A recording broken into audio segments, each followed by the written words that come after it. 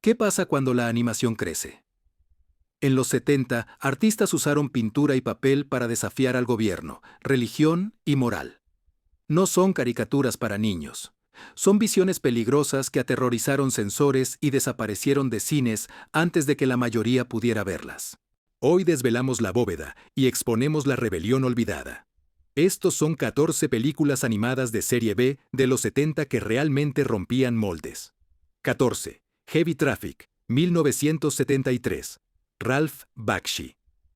Heavy Traffic no era ya un dibujo de la mañana del sábado. Era un espejo sin concesiones de las calles muy sucias de Nueva York, donde los sueños sangraban hasta la decadencia.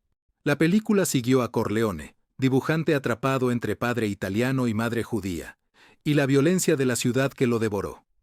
Mezcló animación con acción real y creó un sueño que críticos llamaron perturbador. Pero fue visionaria.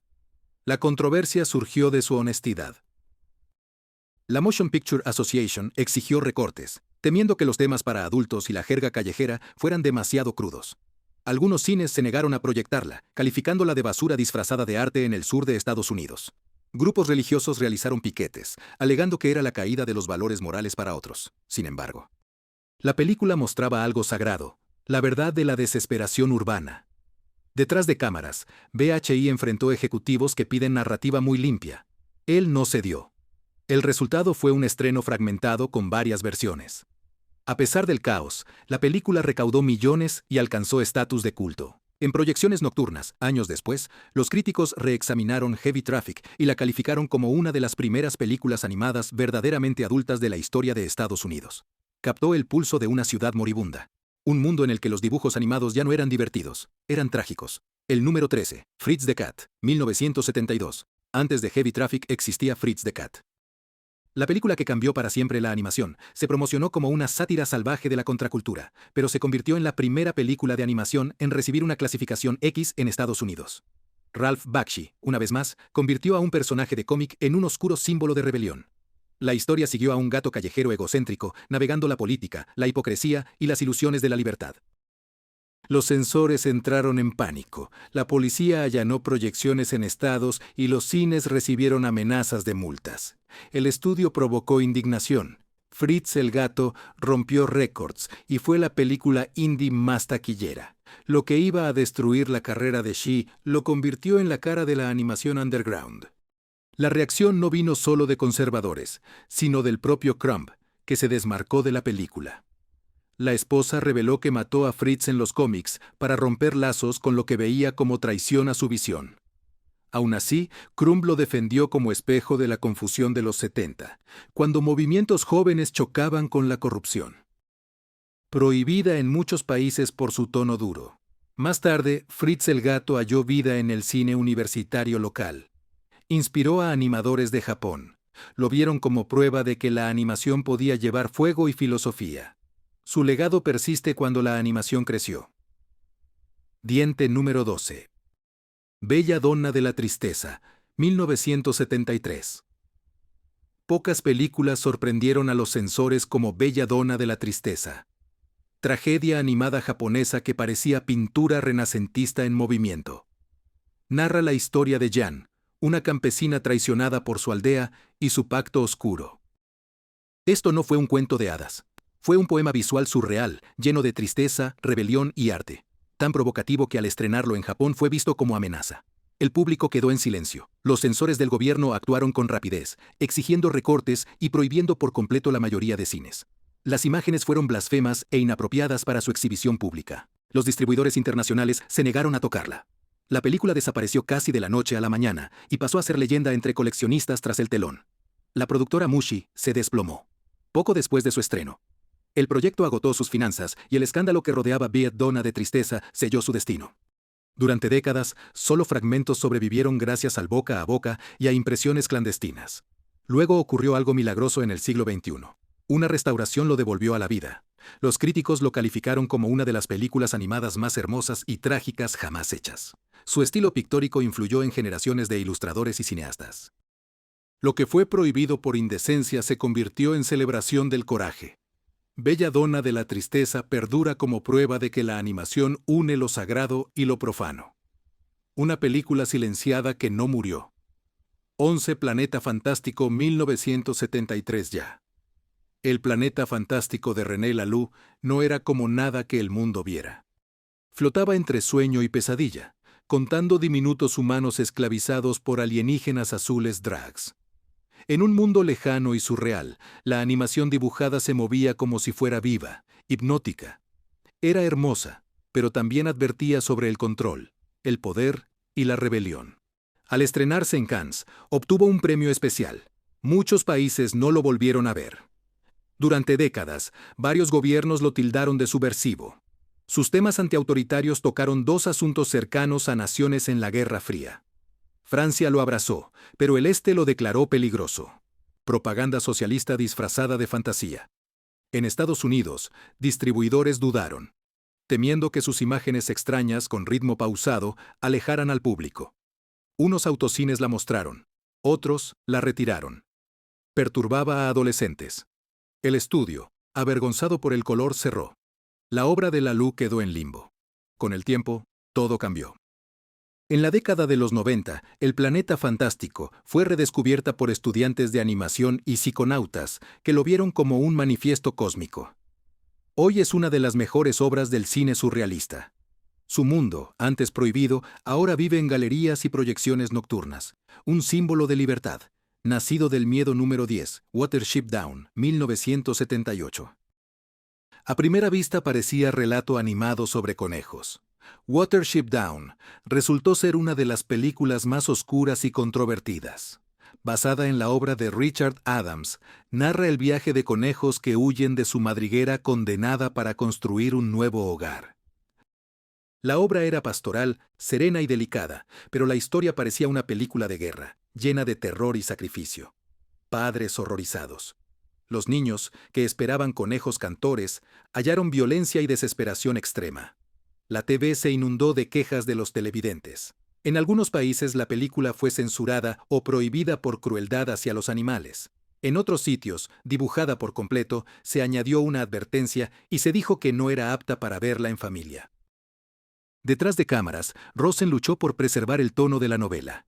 Creía que la animación podía expresar emociones maduras y que la tragedia podría ser hermosa.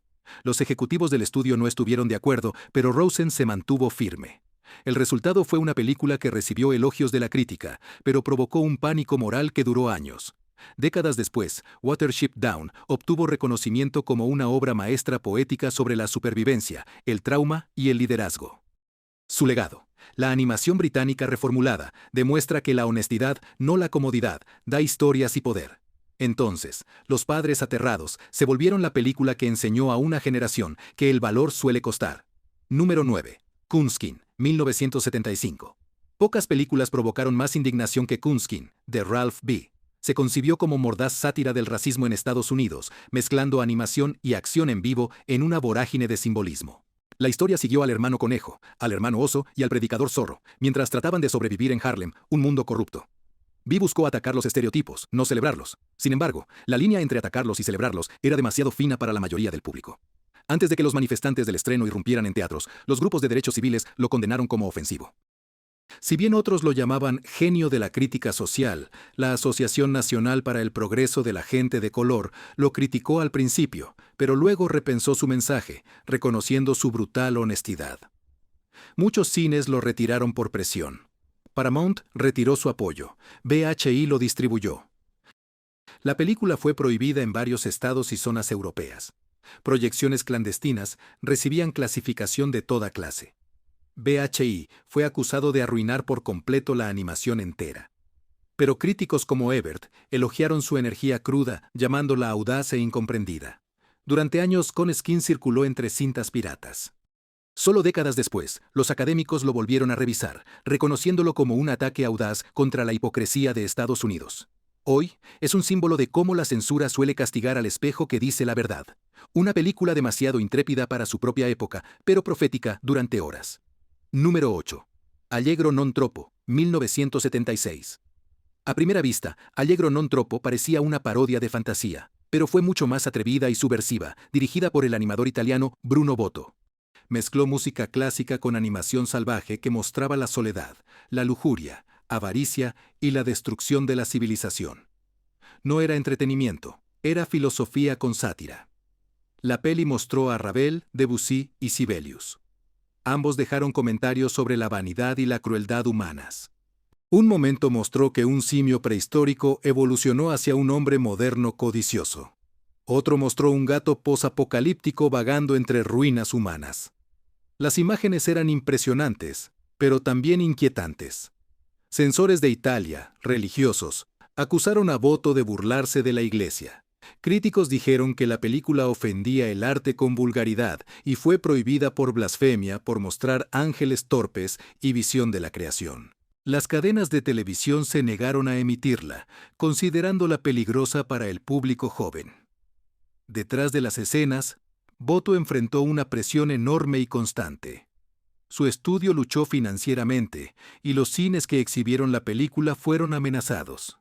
Fue tesoro para audiencias muy cultas que realmente apreciaron su humor. Con el tiempo, el legado de la película creció. Animación. Hoy los historiadores lo reconocen como una de las obras más audaces de la década. Un recordatorio de que el arte puede hacernos reír y pensar a la vez. Lo que empezó como parodia terminó siendo poesía. En 70, fue prohibida por irreverencia. Hoy se recuerda como Genio 7, Festival de Animación, 1977. Fantastic Animation Festival fue una experiencia teatral, estrenada a finales de los 70. No fue una historia, fue un grupo de cortos audaces y experimentales de todo el mundo. Obras de artistas indie cuyas ideas impulsaron la animación fuera del control de los estudios. Hubo visuales psicodélicos, alegorías antibélicas y parábolas existenciales. Imágenes extrañas rozaron la alucinación. El público que esperaba diversión quedó sorprendido. Algunos segmentos abordaron opresión política y colapso ambiental. Otros tocaron temores mentales tabú. Cuando la colección llegó a los cines, varios países negaron la proyección. Escenas sin editar fueron censuradas por violencia y surrealismo e imágenes anticlericales. En Estados Unidos, se retiró en silencio de zonas tras protestas de grupos de padres. Temas para adultos. Los ejecutivos se distanciaron, diciendo que era extraño para un estreno. Los críticos lo aplaudieron como un hito, prueba de que la animación podía ser cine experimental, no solo diversión infantil tras el telón. Muchos animadores de la antología enfrentaron problemas de financiación. Algunos nunca volvieron al cine. Otros impulsaron el auge de la animación underground en los 80. La película desapareció durante años, circulando únicamente a través de copias en VHS granuladas que hoy en día se intercambian entre coleccionistas. El Festival de Animación Fantástico se recuerda como la chispa que encendió el movimiento de la animación independiente. Lo que llaman censores incoherentes se ha convertido en sagrado para los soñadores. Demostró que la creatividad florece más cuando se rompen las reglas y la imaginación corre desenfrenada. Número 6. Mago. En 1977 regresó con magos de fantasía posapocalíptica que unían ciencia ficción y mitología, como nunca antes. Fue la historia de dos hermanos atrapados en una guerra cósmica. Uno representa la magia y la esperanza, el otro, la tecnología y el fascismo. Las imágenes inquietantes de soldados inspirados por la propaganda nazi dejaron atónitas a las audiencias y enfurecieron a los censores. Visión de B fue muy audaz y extraña. Forjó un universo con trozos de animación y metraje. Decidió usar imágenes históricas de dictadores. Asustó distribuidores. Unos lo acusaron de glorificar la guerra. Otros ya dijeron que profanaba la historia. Varios países europeos prohibieron o retrasaron el estreno por sensibilidad política e imágenes duras. En Estados Unidos, salas negaron exhibirla a adolescentes por protestas. La controversia fue intensa. B defendió la película en entrevistas, aclarando que era una alegoría antibélica, no propaganda. A pesar de la ira, los magos ganaron poco a poco. Su mezcla de diseño psicodélico y crítica social atrajo público universitario que lo vio como metáfora de la Guerra Fría. Detrás de escenas, la película se hizo con poco presupuesto. Los animadores reciclaron celdas y rotoscopia para terminar a tiempo. Sus bordes toscos le dieron un pulso crudo. Fue un éxito financiero. Aunque después, Wizards sigue siendo un clásico, visto como puente entre fantasía y ciencia ficción, que fue prohibida y malinterpretada. Ahora demuestra que la fantasía puede sobrevivir a la censura y que incluso un sueño barato desafía a un enorme imperio. Número 5. Ya. Las 9 vidas de Fritz el gato. 1974. Tras el incendio desatado por Fritz, el gato original, Ralph Bakshi se negó a volver para la secuela. En su lugar, director Robert Taylor tomó riendas y llevó la sátira más lejos. Las 9 vidas de Fritz el gato se convirtió en antología surrealista que siguió al felino infame por realidades diversas y bien sorprendentes. Fue intrépida, imprudente y, en última instancia, condenada por la controversia. La película abordó el racismo, la paranoia de las drogas y poder del gobierno. Cada viñeta se burló de algo. Censores sagrados reaccionaron también con furia. En Gran Bretaña, casi prohibida por blasfemia. En varios estados de UU, recortaron escenas. Las vieron indecentes. Algunas salas se negaron a exhibirlas y llevara un aviso de no ser familiar. El caos llegó a la producción sin la visión de BCIS. La película se convirtió en una zona de guerra creativa. Los animadores discutían el tono mientras los jefes del estudio exigían cambios para hacerlo más comercial. En su lugar, el resultado final fue más oscuro, más extraño y más enfadado. Los críticos la destrozaron, calificándola de demasiado cínica, incluso para la sátira. Sin embargo, las audiencias underground la adoraron. Con el tiempo, las 9 vidas de Fritz, el gato, ganaron reconocimiento como una caricatura política salvaje disfrazada de animación. Retrató la desilusión de una década que perdió sus ideales, antes vistos como vulgares. Ahora parece una reflexión sobre la caída de la inocencia en los 70. Una película prohibida, no por obscenidad, sino por honestidad. Número 4. El ratón y su hijo. En 1977, Estudio Sanrio británico lanzó una de las películas de animación más inquietantes, hermosas y trágicas jamás hechas. El ratón y su hijo. Relata el cuento de 2 ratones de juguete. Un padre y su hijo se separan y luego se reúnen en un viaje que explora soledad y crueldad. Esperanza. Lo que empezó como cuento para niños se vuelve fábula de libertad y destino. La película sorprendió a quienes esperaban una historia suave. La violencia contra los juguetes y los temas de muerte y renacer llevaron a varios países europeos a restringirlo para niños. En Estados Unidos, las emisiones de televisión cortaron escenas enteras. Religiosos condenaron. Su final es sombrío para consumo familiar. Detrás, la unidad de animación de Sanrio en Londres enfrentó presión. Swenson y Hoban lucharon por conservar el tono melancólico del original. Los ejecutivos querían algo ligero, pero se negaron. El resultado fue una película de arte disfrazada de animación. Confundió a la crítica, cautivó a filósofos y eruditos. Cuando el ratón y su hijo desaparecieron de cines. Muchos creyeron que desapareció para siempre. Años después volvió y conquistó a los puristas. Hoy se recuerda no como un fracaso, sino como una de las narraciones animadas más valientes jamás intentadas, una película infantil prohibida que se atrevió a hablar como un adulto. Número 3. El Señor de los Anillos. En 1978, antes de que Peter Jackson convirtiera la saga de Tolkien en un fenómeno global, Ralph Bakshi intentó al inicio y casi lo perdió todo.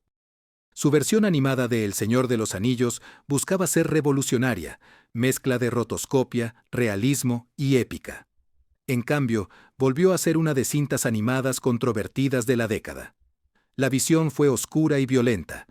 Orcos se movían como bestias de sueño. Héroes sangraron y sufrieron. Esto no era un cuento de hadas. Era un horror medieval, dibujado en tinta y sombras. En varios países fue considerado demasiado intenso para el público joven y retirado de la circulación. Las organizaciones religiosas lo atacaron por presentar la hechicería y el paganismo con excesiva viveza. La producción en sí estaba maldita. Los recortes presupuestarios lo obligaron a abandonar la historia sin terminar. Quiso una secuela, pero la reacción lo hizo imposible. Críticos se burlan de la película por tono y aspecto experimental. Entre fans nació un culto que nunca murió. Años después, muchos animadores admitieron que B es ruda. Una obra maestra inspiró la fantasía ochentera y las técnicas usadas por Jackson, aunque prohibidas y ridiculizadas. Al principio, El Señor de los Anillos sentó las bases de una narrativa épica animada. Demostró que la fantasía podía ser aterradora, sagrada y profundamente humana, al mismo tiempo. En segundo lugar, Dos veces sobre un tiempo.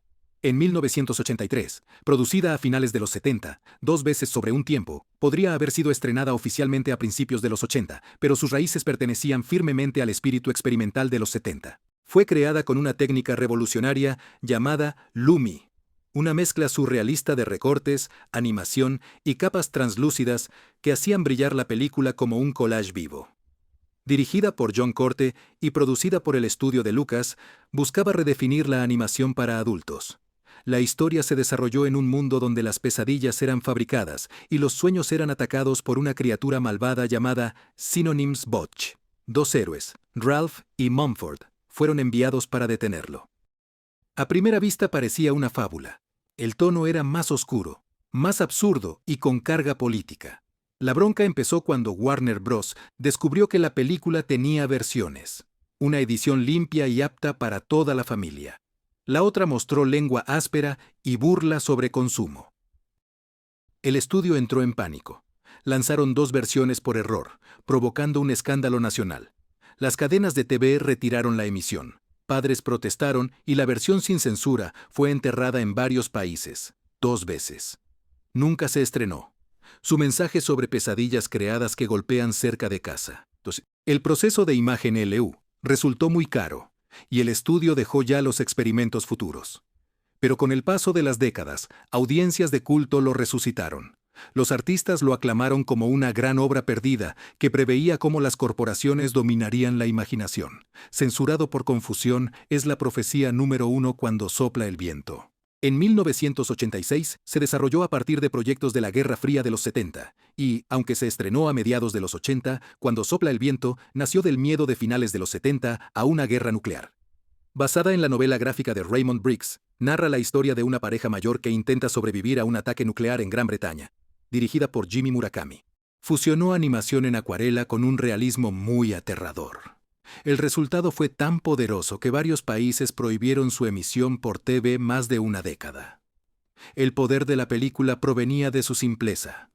Los blogs de Jim y Hilda creían en panfletos oficiales. Cuando caen bombas, su fe se desmorona junto con sus cuerpos. Ninguna película animada capturó la fragilidad humana con crueldad.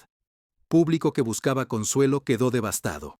Censores británicos y estadounidenses niegan emitirla.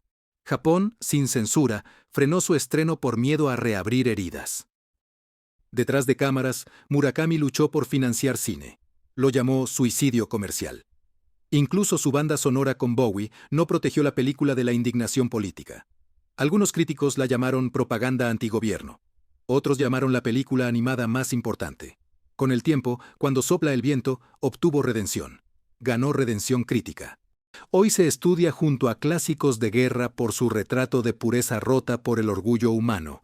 Fue prohibida por ser triste. Hoy es una advertencia, un susurro de una era en que el arte enfrentó la extinción. Estas películas de animación prohibidas de los 70 nos recuerdan que la animación no es para niños. Rebelión en movimiento. Algunos fueron silenciados, otros vivieron. Cada uno llevó verdad peligrosa para su época. ¿Cuál de estas obras perdidas debería recuperarse hoy? Comenta tus ideas. Suscríbete para Secretos del Cine y pregunta qué ocultaron.